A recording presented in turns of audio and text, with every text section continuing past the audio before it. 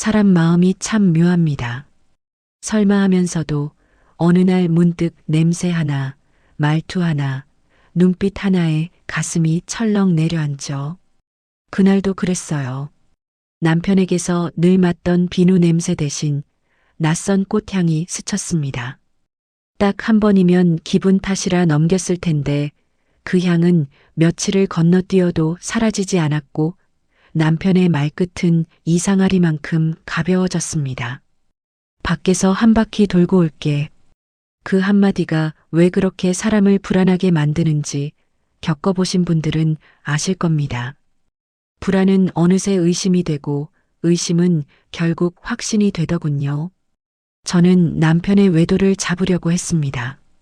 증거만 손에 쥐면 마음이 정리될 거라 믿었어요. 그런데 그 증거를 찾으려던 발걸음이 이상한 방향으로 꺾였습니다. 남편의 비밀보다 먼저 시어머니의 비밀이 제 앞에 떨어진 겁니다. 평생 저를 조여오던 그 사람이 어느 날 갑자기 제 손목을 붙잡고 속삭였습니다.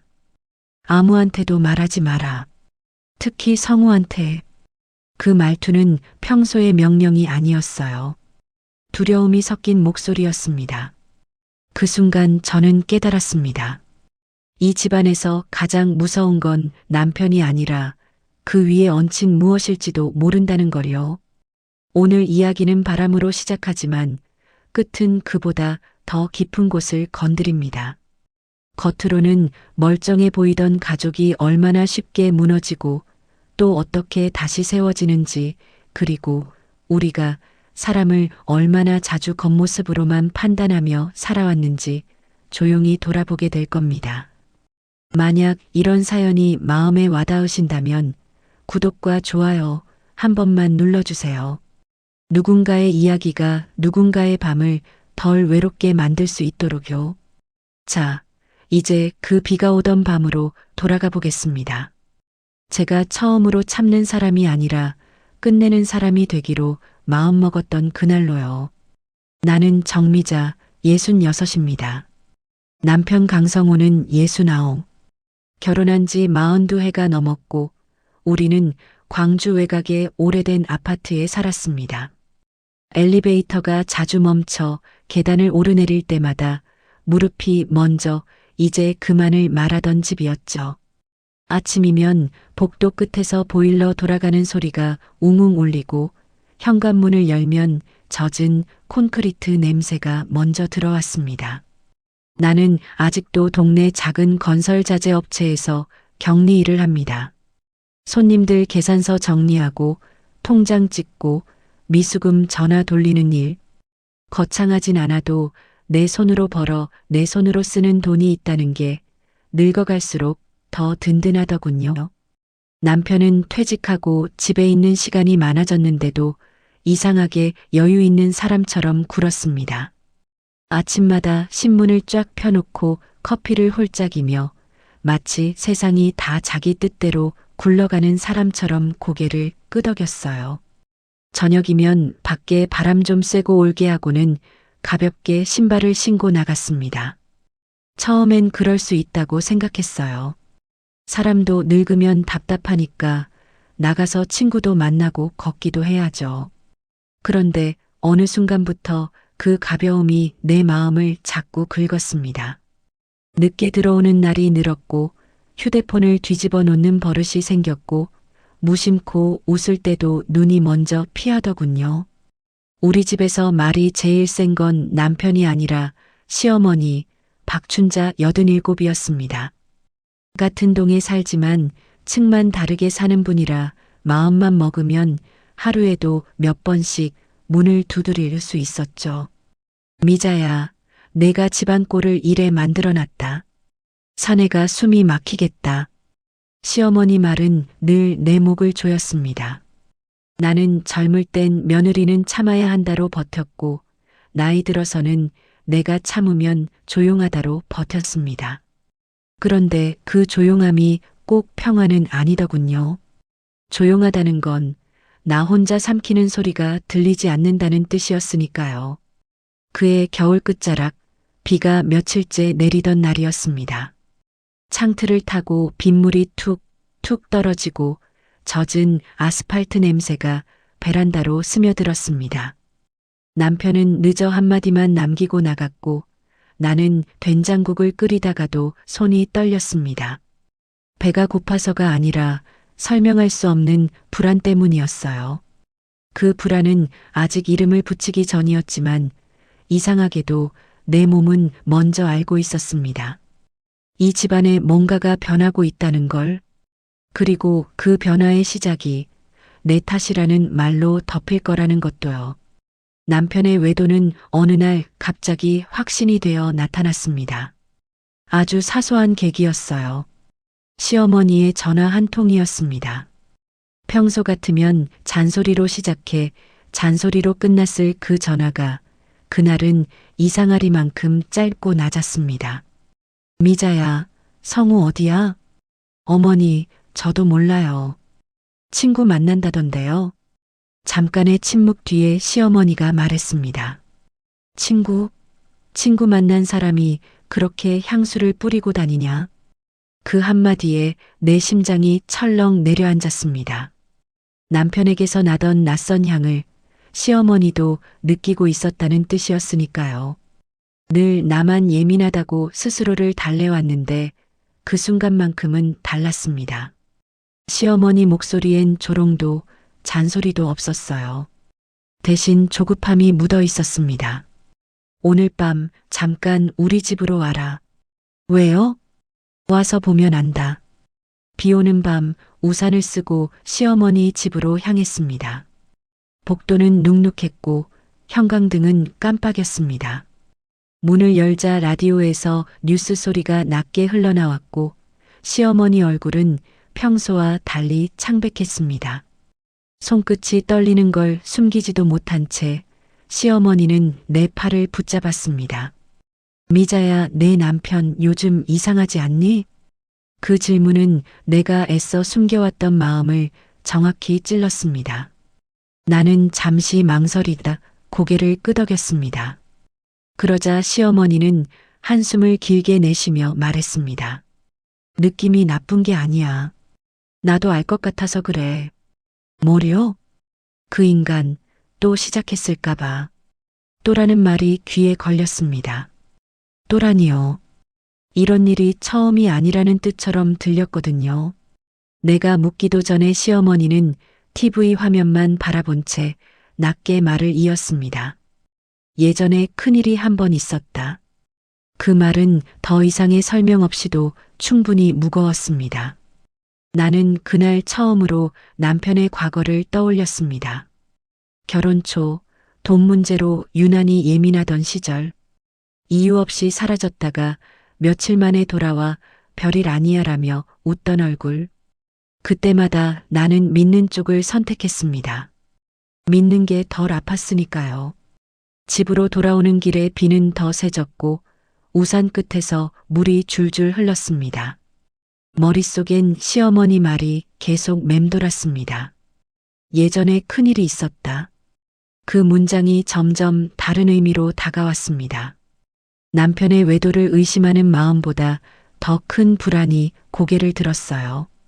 이건 단순히 부부 사이의 문제가 아닐지도 모른다는 생각이었습니다.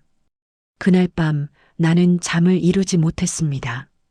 남편을 잡아야겠다는 마음이 처음으로 분명해졌습니다. 예전처럼 참거나 덮지 않기로요. 진실이 무엇이든 이번만큼은 내 눈으로 확인해야겠다고 마음먹었습니다. 그 결심이 이후 내 인생을 완전히 다른 방향으로 데려가게 될 줄은 그때는 알지 못했습니다. 남편을 의심하기 시작하자 이상한 것들이 하나둘 눈에 들어오기 시작했습니다. 전에는 대수롭지 않게 넘겼던 행동들이 이제는 전부 의미를 가진 신호처럼 느껴졌죠. 휴대폰을 내려놓을 때마다 화면을 꼭 뒤집어 두는 버릇, 화장실을 갈 때조차 손에서 놓지 않는 모습, 잠잘 때 베개 밑에 숨겨두는 손놀림까지. 42해를 함께 살았지만 그런 모습은 처음이었습니다. 사람은 숨기려 할수록 몸이 먼저 말한다는 걸 그때 알았습니다. 결국 나는 가장 하기 싫었던 선택을 했습니다. 남편을 따라 나선 겁니다. 66에 비 오는 날 무릎은 쑤시고 허리는 아픈데도 말이죠. 남편은 친구 좀 만나고 온다며 저녁 무렵 집을 나섰고 나는 검은 패딩에 모자를 눌러 쓴 채 아파트 앞 벤치에 앉아 기다렸습니다. 남편이 택시를 타는 걸 보고 나도 급히 손을 들었을 때 기사님이 백미러로 나를 힐끔 보며 물었습니다. 어디까지 가세요? 나는 잠시 망설이다 낮게 말했습니다. 저 차만 따라가 주세요. 그 말을 내 입으로 내뱉는 순간 얼굴이 화끈거렸습니다. 택시는 시내로 향했고 낯선 상가 건물 앞에서 멈췄습니다. 비를 피해 남편이 서둘러 안으로 들어가는 걸 보고 나는 몇 걸음 떨어진 곳에서 숨을 고르며 건물을 올려다봤습니다. 학원 간판과 피부관리숍 사이 4층에 작은 원룸 표시가 보였습니다. 계단을 오르는 남편의 뒷모습은 너무 익숙했고 그 자연스러움이 오히려 나를 더 불안하게 만들었습니다. 복도 끝에서 숨을 죽이고 서 있는데 초인종 소리와 함께 문이 열렸습니다. 젊은 여자가 웃으며 남편을 끌어안았고 두 사람은 아무렇지 않게 안으로 사라졌습니다. 문이 닫히는 소리가 유난히 크게 들렸습니다. 그 자리에 서 있던 나는 울지 않았습니다. 울면 무너질 것 같았거든요. 대신 휴대폰을 꺼내 문 앞에 놓인 남편의 구두와 여자의 하이힐을 찍었습니다. 손이 떨려 사진은 흐릿했지만 시간은 또렷하게 남아 있었습니다. 집으로 돌아왔을 때 된장국은 식어 있었고 한 숟갈도 넘어가지 않았습니다. 그때 시어머니에게서 전화가 왔습니다. 잡았냐? 짧은 물음에 나는 낮게 답했습니다. 네, 봤어요. 잠시 침묵이 흐른 뒤 시어머니가 말했습니다. 그 여자 낯이 익다.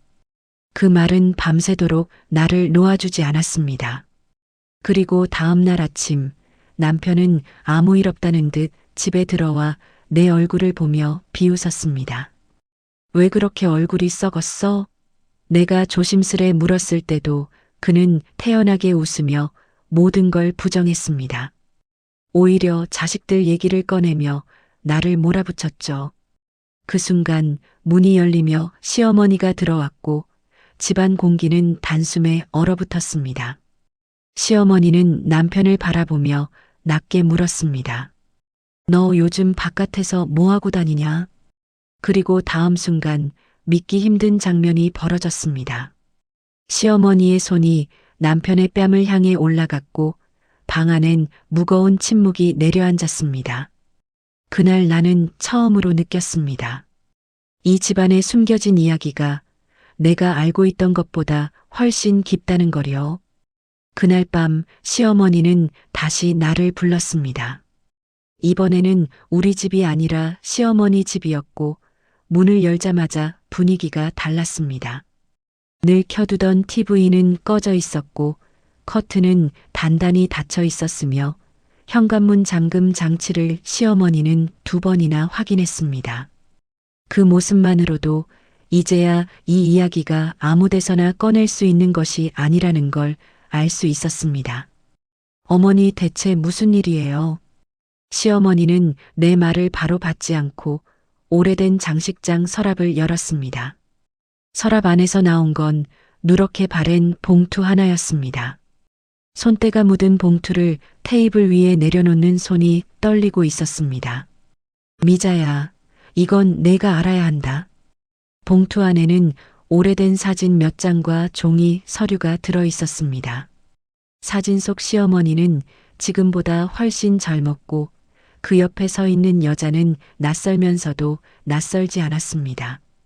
나는 숨이 막힌 채 사진을 내려다보다가 조심스럽게 물었습니다. 이 여자 어제 그 여자랑 닮았어요. 시어머니는 고개를 끄덕였습니다.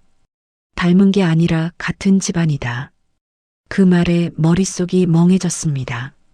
시어머니는 한참을 침묵하다가 마치 오래 묵은 돌을 꺼내듯 입을 열었습니다. 성우가 젊었을 때 돈이 급하게 필요했던 적이 있었다. 큰 돈. 그래서요? 사람을 속였다. 투자라고, 한 번만 믿어달라고. 그 순간 내가 알고 있던 남편의 얼굴이 조금씩 금이 가기 시작했습니다. 성실한 가장, 말수적은 남편, 책임감 있는 아버지. 그 이미지 뒤에 전혀 다른 그림자가 서 있었습니다. 그때 피해자가 있었고 그 집은 무너졌다. 시어머니는 두 손으로 무릎을 꽉 눌렀습니다. 그걸 내가 덮었다. 너랑 애들 생각해서.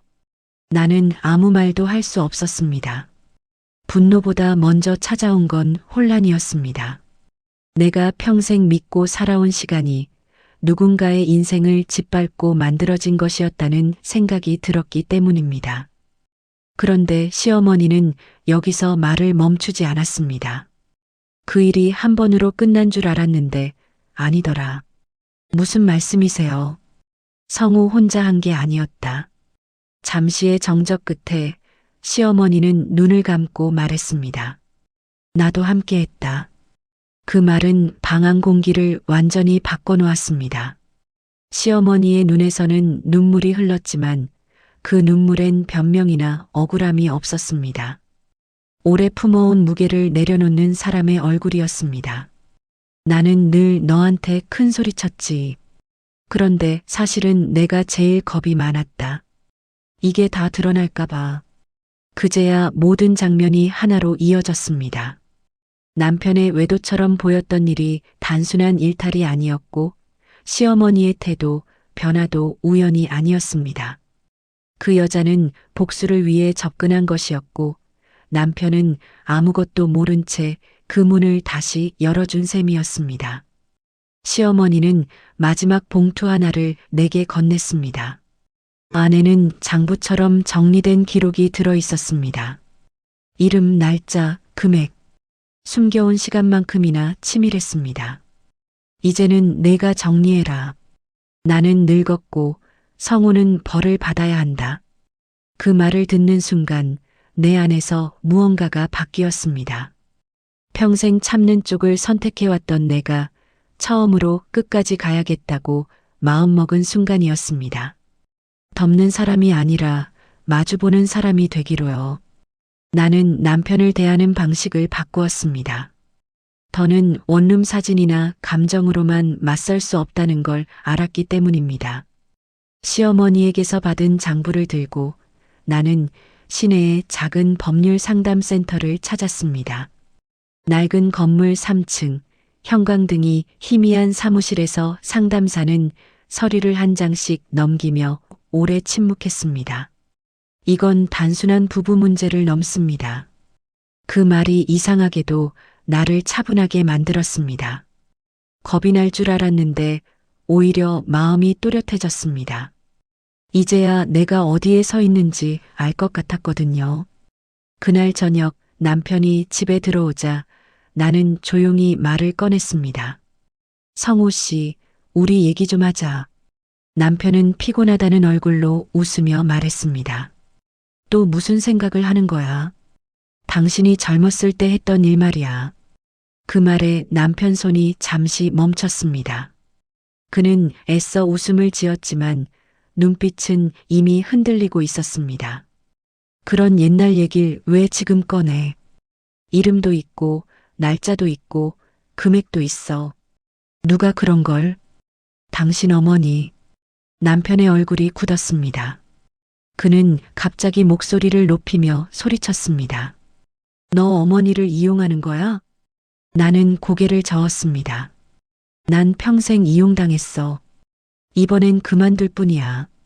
그날 이후 일은 빠르게 흘러갔습니다.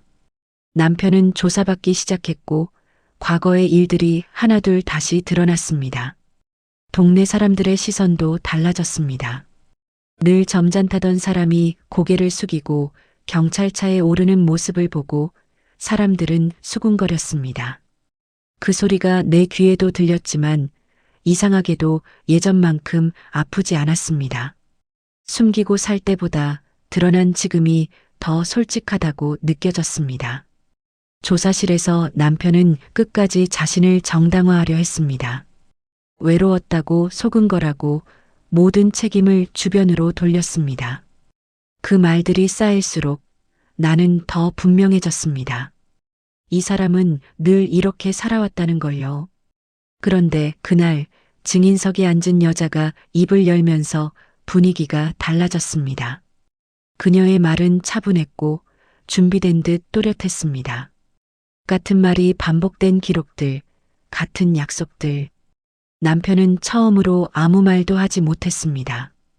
변명 대신 침묵이 흘렀고 그 침묵이 그동안의 말보다 많은 것을 설명해 주었습니다. 결국 남편은 과거 일에 대한 책임을 지게 됐습니다. 합의와 배상이 이어졌고 피해자 가족에게는 다시 살아갈 수 있는 발판이 마련됐습니다. 돈으로 다 갚을 수 없는 시간이지만 적어도 외면하지는 않게 된 셈이었죠. 시어머니도 모든 사실을 인정했습니다. 사람들 앞에서 고개를 숙이고 내가 잘못했다고 말하던 그 모습은 내가 평생 보지 못할 줄 알았던 장면이었습니다. 그날 집으로 돌아오는 길, 나는 처음으로 깊게 숨을 쉬었습니다. 무언가를 이겼다는 느낌이 아니라 오래 붙잡고 있던 짐을 내려놓은 기분이었습니다. 모든 것이 끝난 건 아니었지만 적어도 이제는 도망치지 않아도 된다는 확신이 들었습니다. 모든 절차가 한 고비를 넘기고 나자 집안은 이상하리만큼 조용해졌습니다. 남편은 집에 있어도 없는 사람 같았고 말수가 눈에 띄게 줄었습니다. 늘 자기 말로 공간을 채우던 사람이 이제는 식탁에 앉아 밥만 씹다가 숟가락을 내려놓곤 했습니다. 그 눈빛엔 예전의 거만함 대신 처음 보는 공백이 자리 잡고 있었습니다. 믿고 살아온 방식이 무너질 때 사람 얼굴이 이렇게 바뀐다는 걸 나는 그제야 알았습니다. 나는 그 조용함 속에서 스스로에게 물었습니다. 이제 나는 어떻게 살 것인가? 답은 의외로 단순했습니다. 더 이상 버티지 말자. 더 이상 대신 살아주지 말자. 그래서 나는 작은 결정을 하나 내렸습니다. 남편과 거리를 두기로 한 겁니다. 법적인 정리보다 먼저 생활을 분리하는 선택이었습니다. 남편은 마지막까지 말했습니다. 너는 나 없으면 못 살아. 예전 같았으면 가슴이 철렁했을 말이었지만 그날은 웃음이 먼저 나왔습니다. 나는 이미 당신 없이 숨쉬고 있어. 나는 작은 원룸으로 이사했습니다. 창문이 낮아 햇빛이 바로 방 안으로 들어오는 집이었습니다. 아침마다 커튼 사이로 들어오는 빛이 이불 위에 떨어지면 괜히 손을 뻗어 그 따뜻함을 느껴보곤 했습니다. 누군가의 눈치를 보지 않고 내 리듬대로 하루를 시작하는 일이 이렇게 편안할 줄은 몰랐습니다. 늦은 오후엔 차를 한 잔 끓여놓고 창가에 앉아 그동안 미뤄두었던 생각들을 하나씩 정리했습니다. 슬픔도 있었지만 이상하게도 후회는 많지 않았습니다. 할 수 있는 만큼 했다는 마음이 남아 있었으니까요.